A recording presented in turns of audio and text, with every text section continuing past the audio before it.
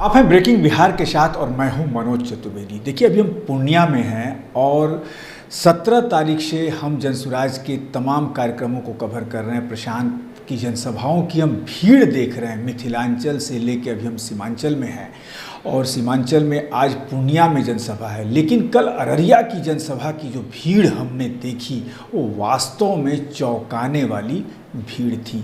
हमने तमाम लोगों से जब बात किया तो क्या पैसा लेकर आए हैं, तो नहीं, हम बिहार बदलता देखना चाहते हैं। बहुत कुछ हो गया 35 सालों में।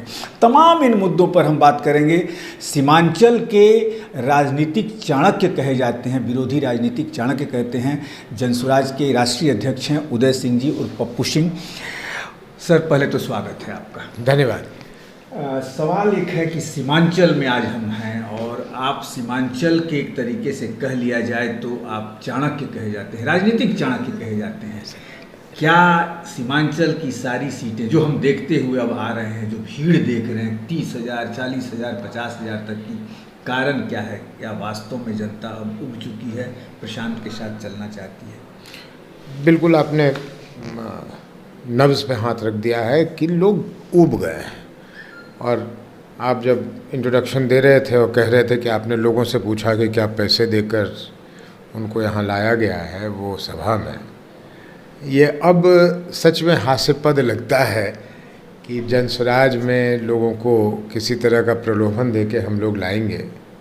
लोगों में तो अभी, और ख़ास करके प्रशांत जी के लिए, तो अभी ये मांग है कि एक तरह से मारामारी चलती है कि हमारे यहाँ तो हमारे यहाँ। लोग सुनना चाहते हैं कि उनके साथ क्या हो सकता है। हुआ नहीं है, हम लोग भी नहीं कह रहे हैं कि हम लोग ने दे दिया, हम लोगों ने कर दिया, लेकिन लोगों में ये उम्मीद कि ये हम लोगों के साथ हो सकता है।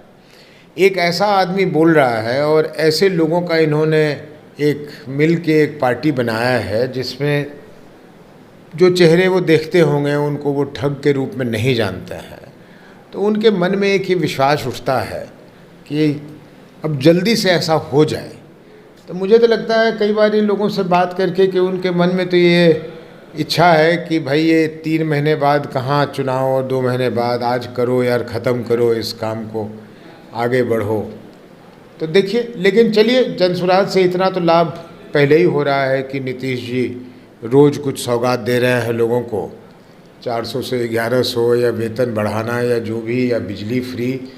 ये हमारा मानना है, हमारे पास प्रमाण नहीं है, लेकिन हमारा मानना है कि ये जनसुराज के दबाव में तो हुआ है, नहीं तो इतने सालों से क्यों नहीं किया, इतने दशकों से क्यों नहीं किया। अब हम लोग जब बोलना शुरू किए तो बोलने लगे। उदय सर, एक सवाल और हमने जब जनता से पूछना शुरू किया है कि क्यों भरोसा है प्रशांत पर।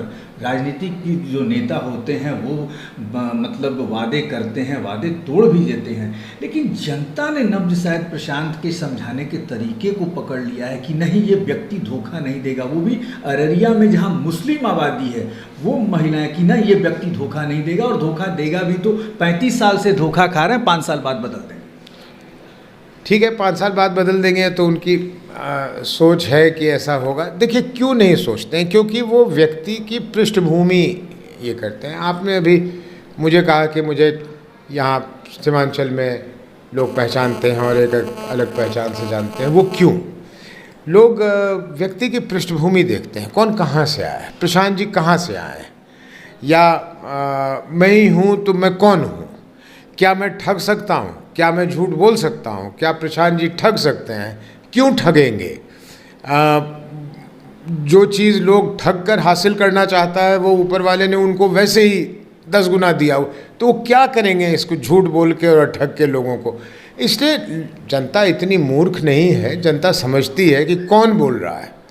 अब उस प्रवृत्ति के लोग अगर उनको आकर वादा करे, और करेंगे ही, सारे नेता आएंगे और अपने अपने पार्टियों की तरफ से तरह तरह के वादा रखेंगे, लेकिन लोगों को इसलिए विश्वास नहीं होता कि वो जानते हैं कि कहाँ से आया है और क्या करेगा। राष्ट्रीय अध्यक्ष की टिकट बहुत जल्द अब बटेंगे, लोगों के नाम घोषित होंगे। कहा जाता है कि राष्ट्रीय अध्यक्ष का, तमाम जो बड़ी पार्टियां, राष्ट्रीय अध्यक्ष का बहुत बड़ा एक पावर होता है टिकट बांटने में। उदय सिंह कितनी भूमिका निभाएंगे टिकट बांटने में? भूमिका तो पूरी निभाऊंगा, लेकिन टिकट मैं नहीं बांट रहा हूँ, टिकट एक व्यवस्था से बट रही है। हम लोग तो बिल्कुल नीचे के स्तर से, अभी तो जिला के स्तर से किया है। अभी आप थोड़े दिन में देखिएगा कि इससे एक स्तर और नीचे चले आएंगे। अभी जिला के लोगों को बुलाकर मंथन किया है और अब हम जिला वालों को कहेंगे कि आप एक स्तर और नीचे करिए और प्रखंड और पंचायत के लोगों को बुलाकर उनसे मंथना लेकर और फिर आपने जो हमें बताया है उसकी पुष्टि कीजिए कि वो भी वही चीज़ कह रहे हैं कि नहीं, ताकि हम लोग बिल्कुल गलती नहीं करना चाहते दो चीज़ों में। भाई जीत हार तो अलग चीज़ है, वो तो जनता जाने, ऊपर वाला जाने, लेकिन हम लोग कोई गलती नहीं करना चाहते कि टिकट के बंटवारा में किसी तरह का पक्षपात हो गया, कोई नेता की पसंद आ गई क्या बीच में, इस तरह की चीज़ हम लोग नहीं करना चाहते। तो बिहार बदलेंगे कैसे? जनसुराज क्या नागमणि को, क्योंकि नागमणि की सभा जब होने वाली थी फ्लॉप हुई सभा और वहीं से गांधी मैदान से उन्होंने कहा था कि मैं अब प्रशांत का सपोर्ट करूंगा, क्या साधने में कहीं मुश्किल आई नागमणि को कि कल नागमणि जो हैं और आनंद मिश्रा दोनों लोग भाजपा में चले गए? नहीं, हम क्या जाने कि उनको क्या दिक्कत हुई नहीं हुई, लेकिन हम लोगों की तरफ से जिसको आना है वो तो आ ही जाता है। अब कोई लोग अपनी अगर शर्त रखें या लोगों के मन में ऐसी भावना चले कि हमें कुछ मिलेगा तो हम जनसुराज में जाएंगे, भाई हम कुछ देने के लिए यहाँ थोड़ी आए, बिहार बदलने के लिए आए हैं। आओ सब लोग मिल के काम कर लो, बिहार बदल लो, बदले हुए बिहार का सबको लाभ मिलेगा। क्या मैं कह सकता हूँ कि बिहार की अगर दिशा दशा बदलेगी कल तो उसका लाभ मुझे नहीं मिलेगा? मिलेगा, आपको नहीं मिलेगा? मिलेगा, सब बिहारियों को मिलेगा, हमें भी मिलेगा। आनंद मिश्रा ने कल आपके ऊपर भी तंज कसा है, कहा है कि क्या क्राइटेरिया है वहाँ अध्यक्ष चुनने का, उपाध्यक्ष चुनने का, मुझे नहीं पता है। क्या ये नहीं लगता आपको, सवाल पूरा सुन लीजिए, क्या ये नहीं लगता कि बिहार बदलने में वो भी साथ चले थे, लेकिन कहीं ना कहीं वो सत्ता से जुड़ गए, अब उन्हें उन भ्रष्टाचारियों के पैर छूने पड़ेंगे, उन लोगों के साथ रहना पड़ेगा? क्या मानते हैं? मैंने आनंद मिश्रा जी पर एक बार कह दिया था और जो आपके चैनल के माध्यम साफ कर दूं, जब मैं राष्ट्रीय अध्यक्ष बना तो मेरे बनने के पहले वो आए थे, मेरे बनने के पहले आए थे, बनने के पहले ही चले गए। मैंने कह दिया कि क्योंकि इतने लोग यही सवाल पूछ रहे थे कि वो क्यों चले गए, क्यों चले गए, तो मैंने एक जगह कह दिया कि साहब उन्होंने कुछ दिया तो नहीं, मेरा समय बहुत बर्बाद कर दिया। उस पर उन्होंने कुछ कटाक्ष किया था। अब अगर वो दल में रहते और पूछते कि क्या क्राइटेरिया से राष्ट्रीय अध्यक्ष बने हैं तो शायद उनको कोई उत्तर देता। वो कहीं और चले गए हैं तो मुझे नहीं लगता कि हम लोग में से कोई उनको इस बात का उत्तर देगा कि हमारे यहाँ क्या क्राइटेरिया है राष्ट्रीय अध्यक्ष या एक सिपाही को चुनने का। ये हम चुनते हैं अपने आंतरिक ढंग से। बीजेपी के नेता अब कह रहे हैं कि प्रशांत के विरोध में हमने अब आनंद और आशुतोष को उतार दिया है, लड़ें कितनी लड़ाई लड़नी है।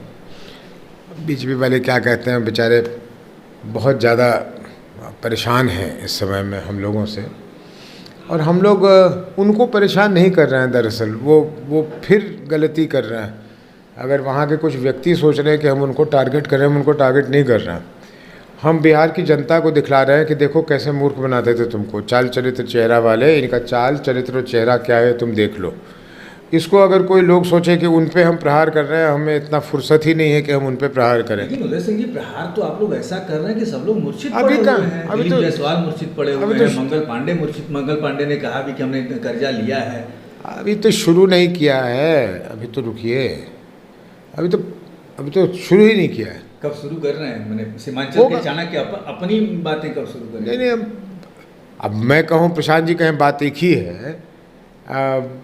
इन लोगों के इतने काले करतूत हैं कि कहते हैं ना कि नमक डालना चाहिए आवश्यकता अनुसार, तो हम भी ये धीरे धीरे खोलेंगे आवश्यकता अनुसार, ताकि बिहार के लोगों को पता हो कि जिन लोगों पर इन्होंने 35 सालों से भरोसा किया, एक ही तरफ का नहीं होगा, ये कोई बीजेपी का ही नहीं होगा। अगर महागठबंधन वाले सोच रहे हैं कि वो बचे रहेंगे तो वो भी नहीं बचेंगे। वो भी उनके लिए भी काफ़ी कुछ है हमारे पास। तो वो बताएंगे लोगों को कि भाई आप किस पे विश्वास कर रहे थे और क्यों बदलाव कर रहे थे। मैं एक सेकंड आपका लूँगा। मेरी बेटी आई हुई है, वो एक प्रोजेक्ट कर रही है, प्रोजेक्ट क्या रिसर्च कर रही है कि बिहार में शिक्षा और स्वास्थ्य को कैसे बढ़ाया जाए। तो मैंने कहा बेटी चल के पूर्णिया वालों से पूछ लो। तो वो आई हुई है मेरे साथ 2-3 दिन से, रोज़ सुबह चली जाती है गांव वगैरह घूमने के लिए, देखने के लिए। वो जब आके दुर्दशा बताने लगती है तो उसके आँख नम होते हैं कि ये कैसे लोग रह रहे हैं, आप लोगों ने क्या किया। वो तो मुझ पे ही ये कटाक्ष कर रही है, आक्षेप लगा रही है कि ये कैसे लोग रह रहे हैं, ये क्या हो रहा है, कैसे जीते हैं लोग, आप कैसे इनको अलाउ करते हो। आपके जैसा आदमी मुझे कह रही है कि आपके जैसा आदमी ये कैसे देख सकता है। अब मैं उसको क्या जवाब दूँ कि बेटा यही व्यवस्था है, इसी में रहना है, चाहे कितना लड़ लूँ कितना झगड़ लूँ, रहना इसी में पड़ेगा। नीतीश जी किस चीज़ की लड़ाई थी, इसी चीज़ की लड़ाई थी। आज देख लीजिए दशा। फॉरेन में रहती है वही रिसर्च करने आई, फॉरेन में तो पढ़ के आ गई वो, लेकिन उसकी शौक़ है कि वो सोशल सेक्टर में काम करे, तो वही घूम रही है। तो मैं ये कहना चाहता हूँ कि मतलब हम लोगों ने क्या कर लिया अपने आप को, अविश्वसनीय है।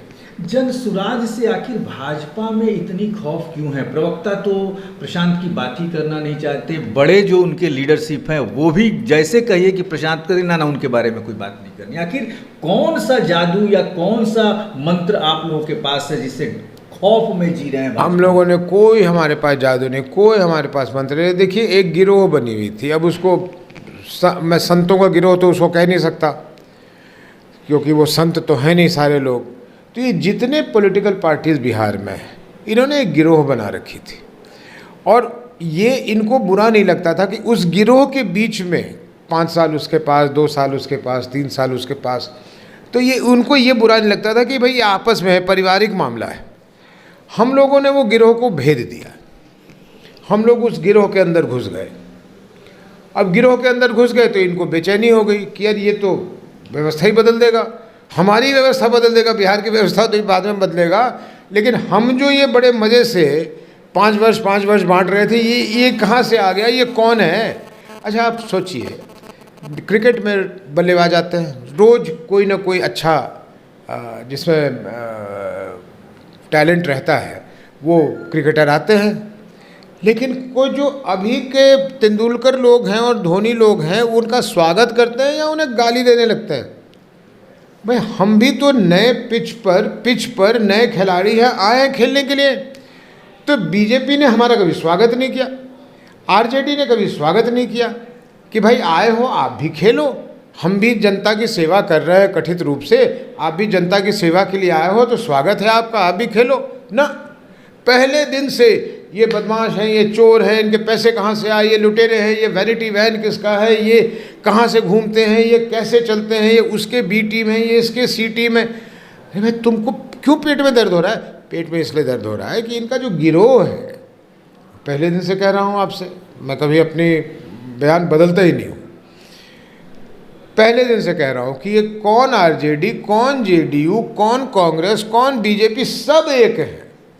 बिहार को लूटने के लिए इन्होंने अलग अलग चेहरे लगा रखे हैं अपने इस पे, ये लुटेरे हैं, ये बिहार को लूटना चाहते हैं।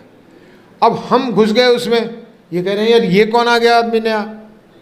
जैसे 4 दुकान खुली हो, 5वां खुल जाता है तो चारों को पेट में दर्द होने लगता है कि अब थोड़ा सा बिजनेस उधर भी चला जाएगा क्या, हमारा धंधा कम हो जाएगा क्या, अगर वो सस्ता माल बेचने लग गया तो क्या हमारा बिजनेस ही बंद हो जाएगा क्या। इनको ये डर समाया हुआ है, इनको और थोड़ी कोई डर है हमसे। आज मैं इनके पास चला जाऊं, मैं सबसे अच्छा व्यक्ति बन जाऊंगा, आज प्रशांत जी चले जाएं, वो सबसे अच्छे व्यक्ति बन जाएंगे। लेकिन हम क्यों अलग, और हम क्यों बिहार वालों को एक नई राह दिखा रहे हैं, एक नई मंजिल की तरफ ले जाना चाह रहे हैं, ये दर्द है ना इनको। तो इस दर्द का हम क्या कर सकते हैं, इस दर्द पे हम और नमक डालेंगे।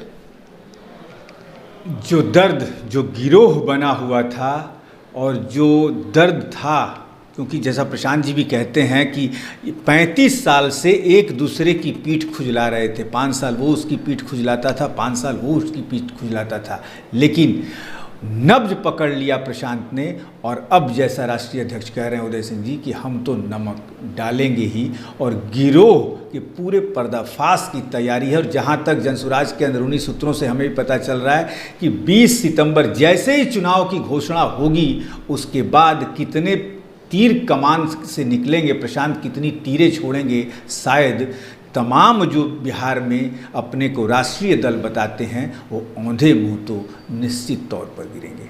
मनोज चतुर्वेदी, ब्रेकिंग बिहार के लिए।